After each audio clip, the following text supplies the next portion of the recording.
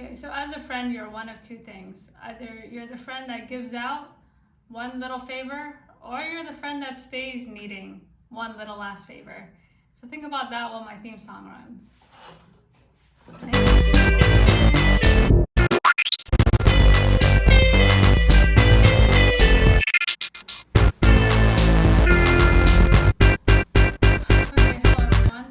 Welcome back to my channel. So I'm just going to give like a quick recap on Insecure so far because I have been triggered. For those of you who have no idea what I'm talking about, just log on to HBO and they have a free subscription so you can take a look. Each episode keeps getting shorter and shorter, so you'll be fine. If you don't really want to watch it or you don't feel like watching it, you can still like chime in. So the whole purpose of the season, as I've said in like I think two or three other videos, is about how a friendship like falls apart. And we've reached the climax. And I have to tell you, the way this friendship falls apart is probably one of the best I've seen like played out on TV. So finally, it all like shit hits the fan. And one thing leads to another, and that's it. And now they've kind of crossed this line and we're not really sure they can come back. And just generally speaking, like, for those of you who didn't watch the show, for those of you who have no interest, like, I mean, the way you treat your friends or the way you fall out with your friends is basically how you go into relationships. Like, I believe that how you treat your friends is how you treat your significant other. And we all have friends that we've had falling outs with, or we've outgrown, or we've kind of like distanced ourselves from them. And it depends, like sometimes it's like a mutual falling out, like there's still respect. And then there's what happened on this show, which is just the love is gone, like the respect is gone. And this really says more about, you know, maybe how unhealthy this friendship was to begin with. Okay, so this is, and if your friendships fall out, you know, in these kind of unhealthy ways, then chances are the friendship was never genuine or real to begin with. And I'll tell you why. So friendships are like having a friend is like having a significant other. I feel like the only difference is that the honeymoon phase is longer. So you tolerate a lot more, you put your blinders on. Like there is a reason why you have more friends in high school than you do as an adult. Or like there is a reason why beware the company you keep. Or like your tolerance gets less and less. So for those of you who have had falling outs, for those of you who are with people that you're not too 100% sure about, and for those of you who have no friends, good job, stay single. But yeah, I think the honeymoon phase, we never think of friendships as like having a honeymoon phase. It's just we are willing to tolerate a lot. And this is because, you know, humans are social beings and we all want friends to do things with and go to this. It takes a very strong person to go to the movie theaters alone or to have dinner alone. And sometimes we just want the company, you know, you just want someone there to hang out with, to be with, and just chill with. And it's hard to know like when that awareness dies or when that awareness kind of comes up. And I feel like for a lot of friendships, or especially friendships that fall apart in the way that this friendship fell apart, there's a lack of self-awareness and like maybe a high degree of narcissism from both sides. Like you're both getting something out of it. Like one of you might be getting a shoulder to cry on. The other might just be getting company outside of their work. And so, you know, it's kind of a parasitic relationship until one person gets hurt.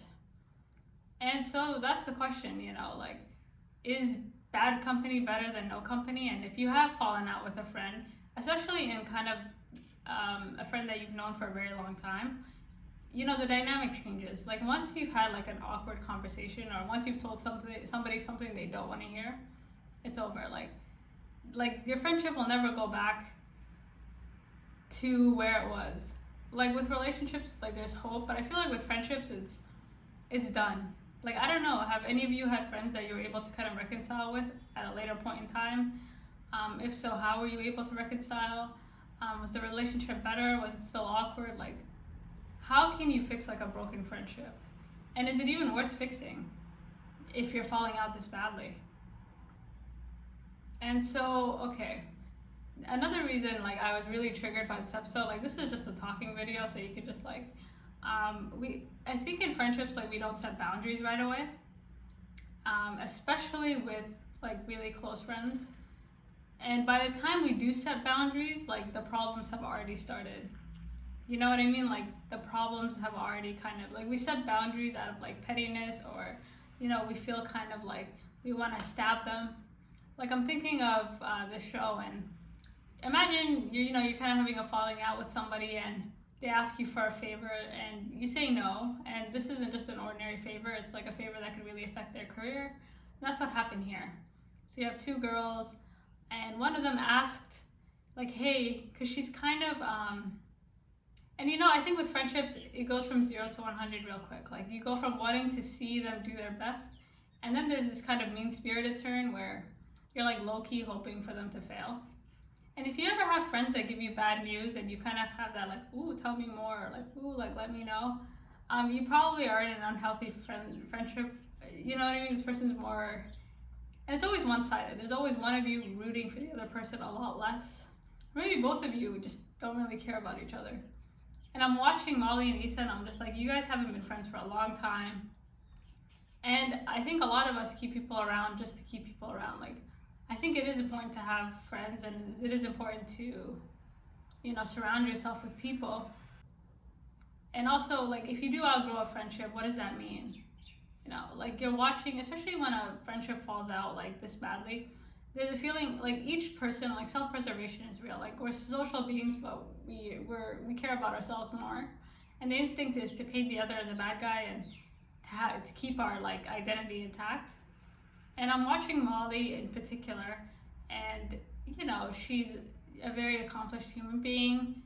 She's a lawyer. She's done all these things in her life, and there is a feeling that she's not around the people that she wants to be around. And I think we've all had that, especially if you've had friends for like a very long period of time. There is that kind of neutrality where you're just kind of like stuck with them, or you just feel like somewhere there's like better people, or the people that you're currently around isn't who you're supposed to be around. Or they're just not, like there's a complacency. And I would say like in these kind of toxic relationships, there's two types of people. The friend that feels like they're being used, and the friend that is the user. And this, chances are if you feel used by a friend, then you need to set boundaries.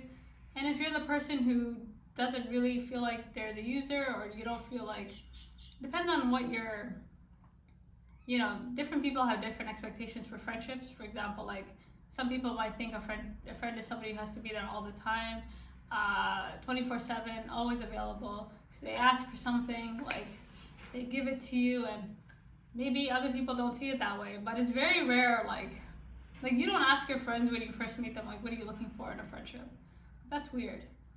But we go along with these things, right? Like we kind of, until it kind of breaks. And then oftentimes there's somebody who feels used, and there's somebody who's kind of,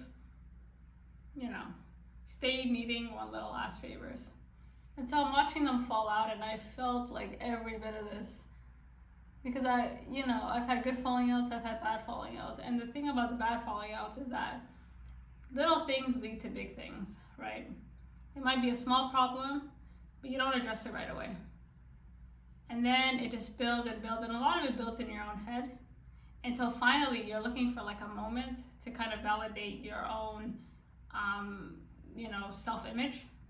And then you kind of either instigate and you are the one that blows up the friendship, or you just kind of distance yourself as much as humanly possible. So let me know, is bad company better than good company? Have you fallen out with somebody and then were able to kind of fix it again? If so, like, was it the same? Was it better? And again, like friendships are like kind of love at first sight, right? Like there are people that you just click with a lot better than other people. And it's like instant, right? It's like you feel like you've known this person forever. And these are the friendships that die hard. And they die hard because they go too hard, too fast, or they just tolerate a lot more shit than they normally would have. And, for those of you who are able to set boundaries, how does that work? How do you set boundaries with your best friend? Isn't that the whole point of having a best friend, to have like no boundaries? Anyways, these are just like my quick thoughts on the season so far, and wow. Anyways, thanks for stopping by. If there's anything you want me to look at, let me know, and peace from the Middle East.